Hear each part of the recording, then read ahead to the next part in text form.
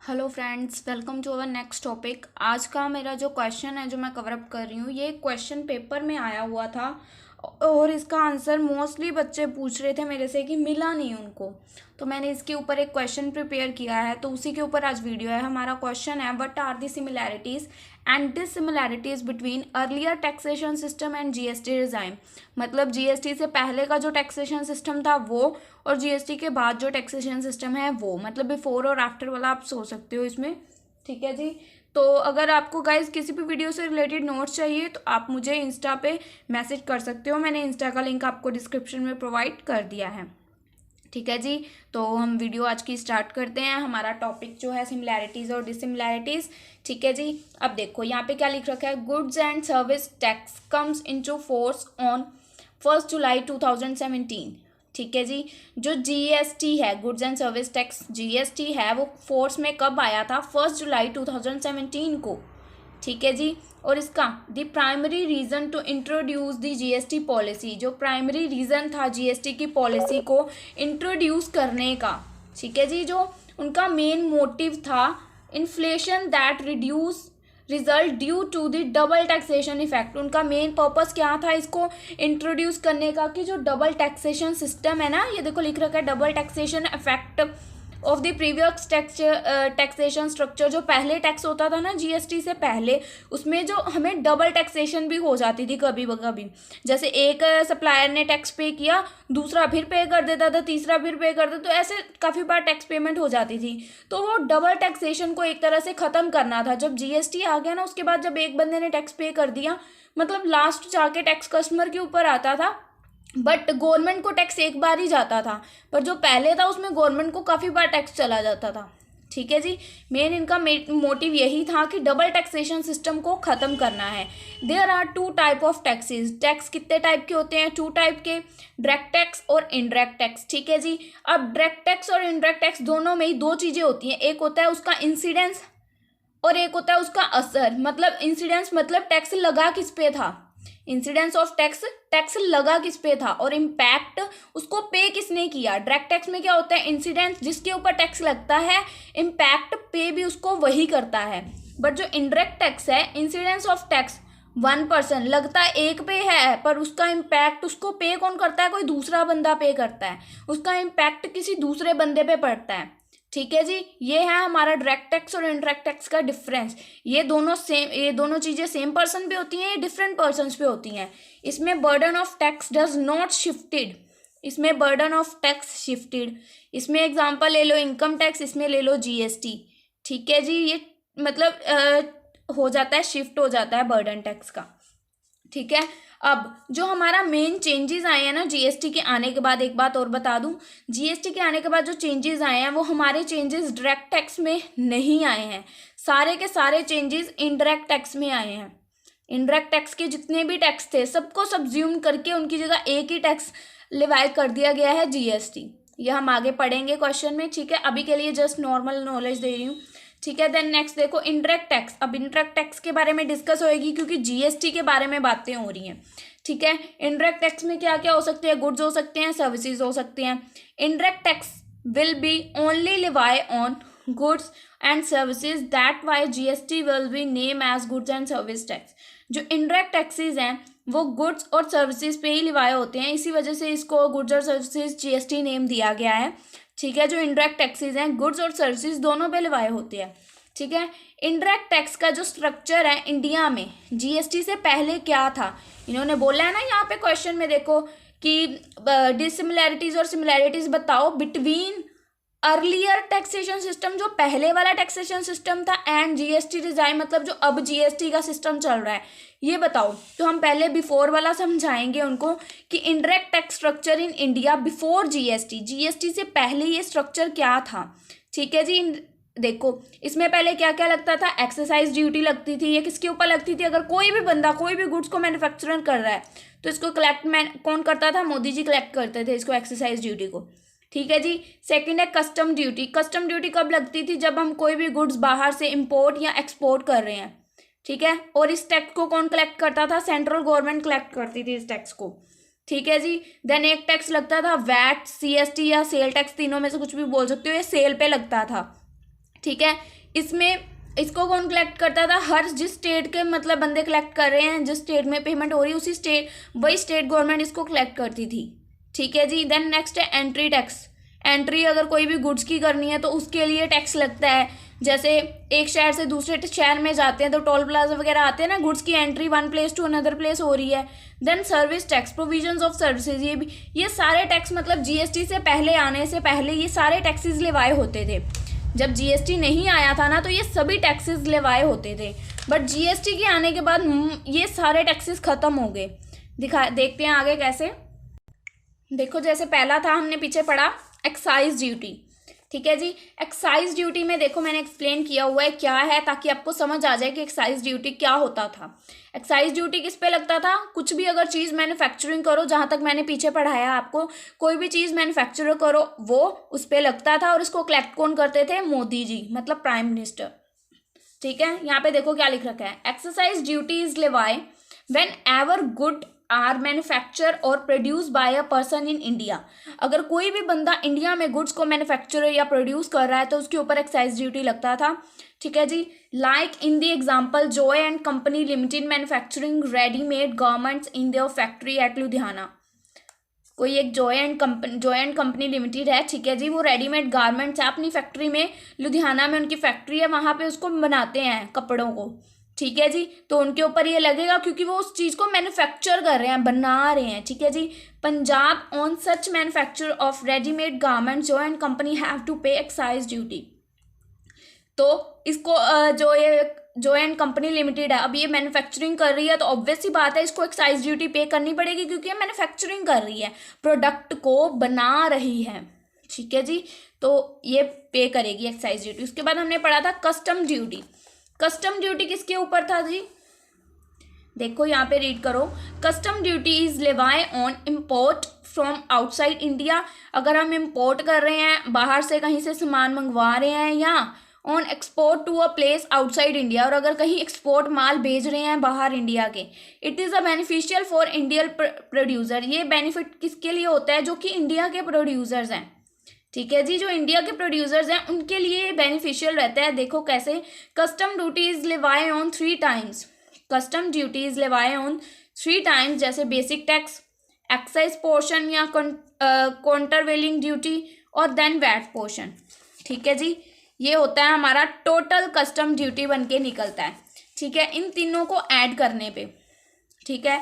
If goods are produced, अगर कोई good ना इंडिया में बना हो, produced in India, then central government gain excise duty, ठीक है जी। सेंट्रल गवर्नमेंट को ये एक्साइज ड्यूटी हम पे करेंगे ना, अगर इंडिया में कोई प्रोडक्ट पर से बना है, that's why this tax is also levied, ठीक है जी।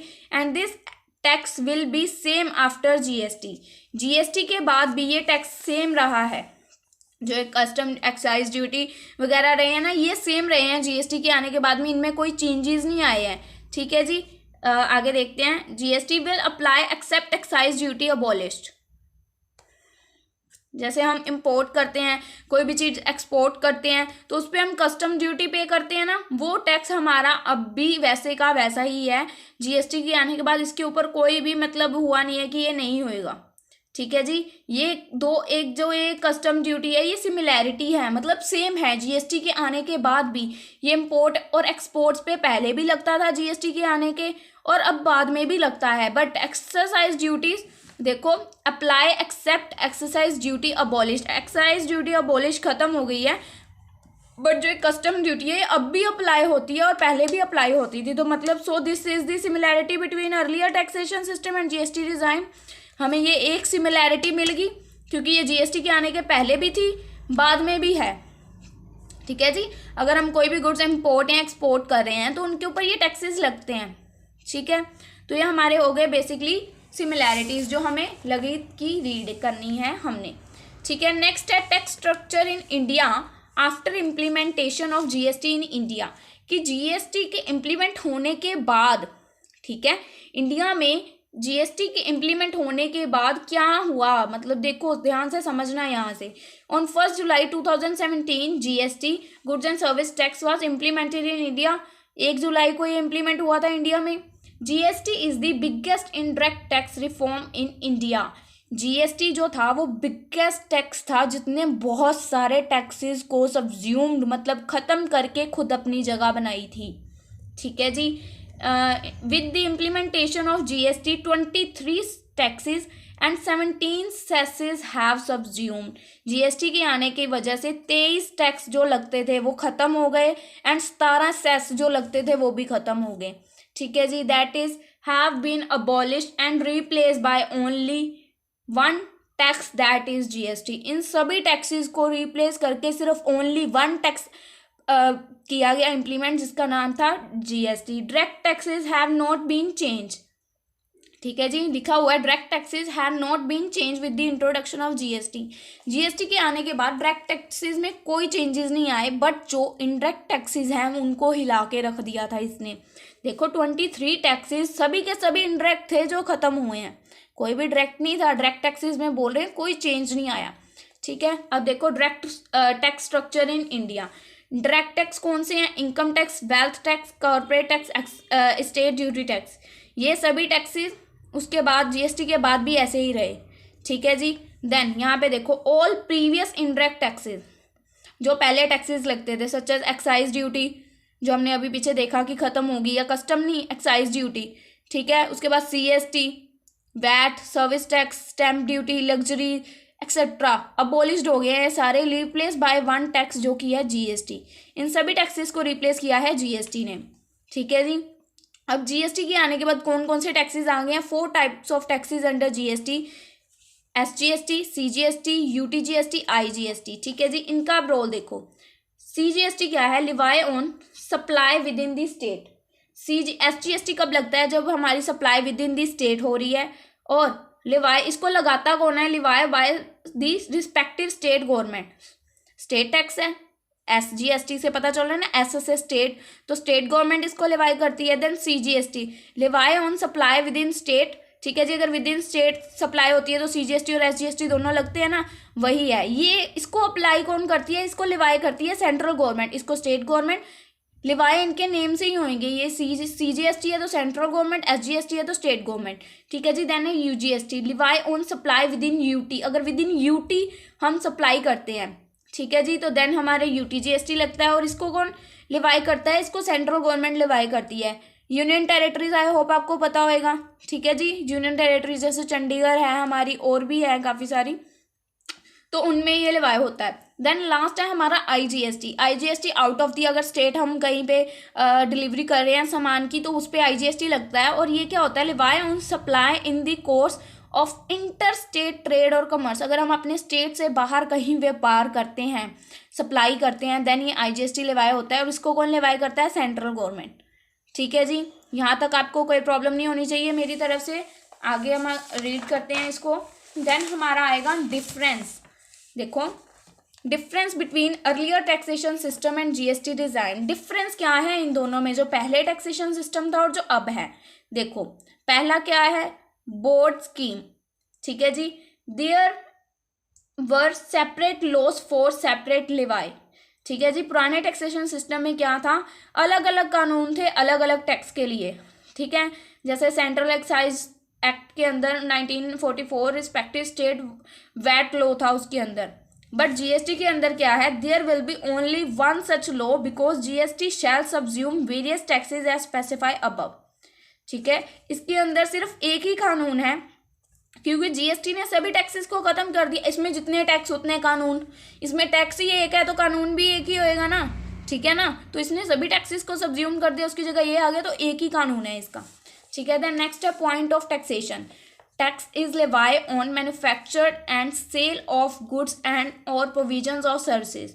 इसमें क्या होता था? पुराने में टैक्स क्या लेवाई होता था? मैन्युफैक्चरिंग पे भी एंड सेल पे भी। ठीक है, एंड और provision of services. But GST में क्या है? इसमें क्या था? ध्यान से सुनो। जैसे हमने गुड्स को मैन्युफैक्चर किया तब भी टैक्स पे करो, सेल की तब भी टैक्स पे करो, जब सेल की वो जहाँ पे डिलीवरी की वहाँ पहुँच गया तब फिर टैक्स पे करो। तो इसमें क्या है? GST is a destination based tax collected और फाइनल कंजप्शन। मतलब जब हमने पहले कोई टैक्स पे नहीं करना, जब हमारा प्रोडक्ट उसकी डेस्टिनेशन पे जहाँ पे हमने डिलीवरी करनी है पहुँच जाएगा, उसके बाद एक ही बार टैक्स पे होता है जीएसटी के अंदर। पर यहाँ पे कितनी बार हुआ था? ठीक है जी। देन नेक्स्ट है tax on goods and services. Goods and services were tax separately, goods और सर्विसेज को सेपरेटली टैक्स लगाया जाता था उनके ऊपर, बट इसमें क्या था, no differentiation between a good and a service, both are subject to one tax. इनके ऊपर एक ही टैक्स लगता था, इसमें दोनों के ऊपर अलग अलग टैक्सेस लिवाए होते थे, इसमें एक ही लगता था। ठीक है जी। देन नेक्स्ट है टैक्स की percentage. There were separate rates, for example excise के लिए 12.36, सर्विसेज के लिए 15%, बट इसके अंदर there will be on CGST rate and a uniform rate of SGST across all state। जो भी स्टेट्स ने डिसाइड कर दिया वही CGST और SGST प्रोडक्ट्स पे लगेगा। इसमें सेपरेटली है सारे, मतलब देखो ना, इसका 12 पॉइंट है, इसका 15% है, बट इसमें क्या है, इसमें जो जो स्टेट्स ने इनकी डिसाइड कर दिया ना एक बार, वही अप्लाई होएगा, उसके अलावा नहीं। ठीक है जी। देन नेक्स्ट पॉइंट है टैक्स बर्डन। पुराने टैक्स सिस्टम में क्या होता था, under present scenario tax burden on tax payer is high. इसमें टैक्स का बर्डन जो टैक्स पे करने वाला होता था उसके ऊपर ज़्यादा होता था। ठीक है, बट जीएसटी में क्या है, under this design tax burden is expected to reduce. Tax burden reduce हो गया, कैसे, since all taxes are integrated which make it possible that burden is split equally between manufacturing and services. क्योंकि इसके आने की वजह से टैक्स जो है डिस्ट्रीब्यूट हो गया है। ठीक है, जितने भी आगे बंदे, जैसे कि एक मैंने मैन्युफैक्चर किया प्रोडक्ट आज, ठीक है, इसको आगे पहले होलसेलर, रिटेलर, देन कस्टमर, कितनों के पास जाएगा ना, तो टैक्स इक्वली सबके साथ डिस्ट्रीब्यूट हो गया। पुराने में क्या था, एक ही बंदे के ऊपर उसका सारा बर्डन आता था, अब इसमें डिस्ट्रीब्यूट हो गया, थोड़ा थोड़ा थोड़ा थोड़ा करके सब पे कर रहे हैं। जितना एक बार पे हो गया उसने दोबारा पे नहीं होना, दोबारा होएगा, जितना बढ़ेगा वो पे होएगा, जितना मतलब हम अपना मार्जिन ऐड करते जाएंगे उतना टैक्स ऐड होता जाएगा। बस ये नहीं है एक ही बंदा सारा पे कर रहा है, जो खरीद रहा है वही पे करेगा। डेस्टिनेशन बेस्ड है, हमने याद किया था ना, डेस्टिनेशन जिसके पास जा रहा है वही टैक्स पे करेगा जितना बनता है। देन आगे वो अपना प्रॉफिट मार्जिन ऐड करके जब सेल करेगा तो जितना मार्जिन किया उसने ऐड, उसके ऊपर जितना टैक्स बना है वो अगला बंदा पे करेगा। ठीक है, ऐसे होता है इसमें। देन नेक्स्ट है टैक्स क्रेडिट। टैक्स क्रेडिट में क्या है, only intra state transactions get input credit set off, not inter state transactions. Tax का क्रेडिट अगर हम इंट्रा स्टेट कर रहे हैं, मतलब विद इन दी स्टेट कोई ट्रांजेक्शन कर रहे हैं, तब तो हमें इनपुट टैक्स क्रेडिट मिलेगा। ठीक है जी, बट अगर हम कोई out of the state transaction कर रहे हैं तो हमें इनपुट टैक्स क्रेडिट नहीं मिलेगा। ठीक है जी। नेक्स्ट है हम इधरली साइड देखो, input credit set off to be available for intra state as well as inter state transaction. But GST में क्या होता है कि हमें अगर इंटर स्टेट करें या इंट्रा स्टेट करें, दोनों में ही हमें टैक्स, इनपुट टैक्स लेवाई करवाया जाएगा, जो टैक्स का क्रेडिट होता है अवेलेबल करवाया जाएगा। ठीक है जी। देन यहाँ पे है transparent tax administration. Tax was levy at 2 stages in board manner where product move out of factory. ठीक, देखो, tax was levy at 2 stage in board manner. यहाँ पे टैक्स 2 तरीके से लेवाई होता था पुराने सिस्टम में। When product move out the factory, पहले जब प्रोडक्ट फैक्ट्री से बाहर जाता है तब टैक्स लगता था, और दूसरी बार एट रिटेल आउटलेट्स, जब रिटेल की शॉप पे आगे सेल वगैरह होता था तब टैक्स लगता था। बट जीएसटी में क्या होता है, GST is to be levy only at final destination. इसमें सिर्फ फाइनल डेस्टिनेशन पे ही टैक्स लगता है, consumption and not various points. हर जगह पे टैक्स नहीं कलेक्ट करते, जो डेस्टिनेशन है जहाँ पे डिलीवरी होनी है उसके बाद ही टैक्स पेमेंट होगी। हमने पहले भी ये पॉइंट पढ़ा था। ठीक है जी। देन नेक्स्ट है compliance. Tax compliance was complex because of multiplicity of laws and their provisions to be follow. Tax compliance है जो पुराने सिस्टम में, वो कॉम्प्लेक्स मतलब डिफिकल्ट था, because of multiplicity of laws. ठीक है, काफ़ी सारे कानून थे, उनकी वजह से ये बहुत ज़्यादा मुश्किल था।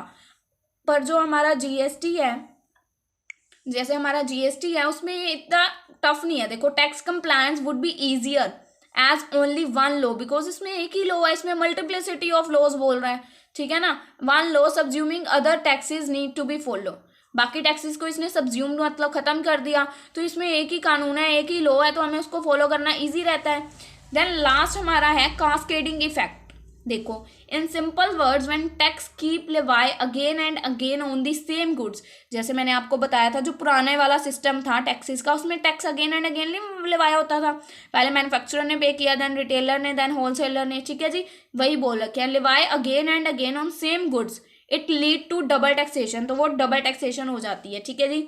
As the stage of production on sale continues each subsequent buyer, जितने भी उसके बायर हैं, हर बार पे टैक्स करते थे, pay tax again and again to the same goods, same ही गुड पे बार बार टैक्स पे करते थे, ठीक है जी। And every time the tax was levied, the provisions tax amount was added into the cost of product, resulting into double taxation। हर बार उसमें और अमाउंट ऐड करता था, कोई ना कोई बंदा तो अपना मार्जिन ऐड करता ही होगा ना सामान को आगे सेल करते वक्त, तो उसमें मार्जिन ऐड करता जाता था, उनका टैक्स बढ़ता जाता था, बढ़ता जाता था, बढ़ता जाता था। ये इसका कास्केडिंग इफेक्ट है। मतलब जो पहले वाला जीएसटी सिस्टम था उसमें ये चीज़ें थी कि डबल टैक्सेशन हो जाता था। जितनी बार कोई बंदा चीज़ परचेज करेगा, जैसे पहले मैंने की मैन्युफैक्चरर से मैंने टैक्स पे किया, देन मेरे से अगर कोई कस्टमर परचेज करेगा वो अलग से दोबारा टैक्स पे करेगा, देन आगे वो किसी को बेचेगा वो दोबारा टैक्स पे करेगा। बट जीएसटी में क्या है, मैंने इतना टैक्स पे कर दिया, ठीक है, एक बार मैंने मैन्युफैक्चरर से खरीदा, मैंने इतना टैक्स पे कर दिया, अब जब मैं आगे किसी को बेचूंगी तो मैं वहाँ पे ये ध्यान रखना है, मैंने जितना मैंने मार्जिन ऐड किया है ना, जितना मैंने उसके ऊपर अपना प्रॉफिट मार्जिन ऐड किया, उसके ऊपर ही कस्टमर सिर्फ टैक्स पे करेगा, उतना ही। जितना मैंने पे कर दिया वो दोबारा नहीं कस्टमर पे करेगा, जितना मैंने उसके ऊपर मार्जिन रखा है कस्टमर सिर्फ उतना टैक्स पे करेगा, ठीक है जी। या कस्टमर नहीं पे करेगा या कस्टमर पूरा कर देगा, क्योंकि लास्ट में बर्डन तो टैक्स का कस्टमर के ऊपर ही जाता है, ठीक है। कस्टमर पूरा पे कर देगा, बट गवर्नमेंट के पास उतना ही टैक्स जाना है जितना उसके प्रॉफिट के ऊपर से आया, वो चाहे मैन्युफैक्चरर पे करे, पर मैन्युफैक्चरर भी गवर्नमेंट को उतना ही पे करेगा जितना वो पहले पे कर चुका है, उसको दोबारा तो रिपीट पे नहीं करेगा। जितना उसने प्रॉफिट पे आगे सेल किया है, जितना प्रॉफिट का एक्स्ट्रा बनता है उतना गवर्नमेंट को पे किया जाएगा, ठीक है जी। और all these are the dissimilarities, ये सारी हमारी थी डिसिमिलैरिटीज, ठीक है जी। हमारा क्वेश्चन खत्म हो गया है। आई होप आपको अच्छे से समझ आया होगा, और अगर गाइस वीडियो अच्छी लगी है तो प्लीज़ लाइक शेयर और अपने फ्रेंड्स के साथ मतलब उनको बोल दिया करो कि थोड़ा सा कर लिया करे, देख लिया करे। अगर अच्छी लगे तो, ना लगे तो डिसलाइक करके जाना, बट अगर अच्छी लगे तो लाइक तो करके जाया करो। फ्रेंड्स आप देख जाते हो कोई रिस्पॉन्स नहीं आता आपकी तरफ से, फिर मेरा मन नहीं करता बनाने को आपके लिए, तो प्लीज़ गाइस कुछ रिस्पॉन्स किया करो, ठीक है जी। और आप मुझे नोट्स के लिए फॉलो कर सकते हो, इंस्टा पे मेरे को मैसेज कर सकते हो, आपको नोट्स प्रोवाइड हो जाएंगे। बाय बाय गाइस, मिलते हैं नेक्स्ट वीडियो में।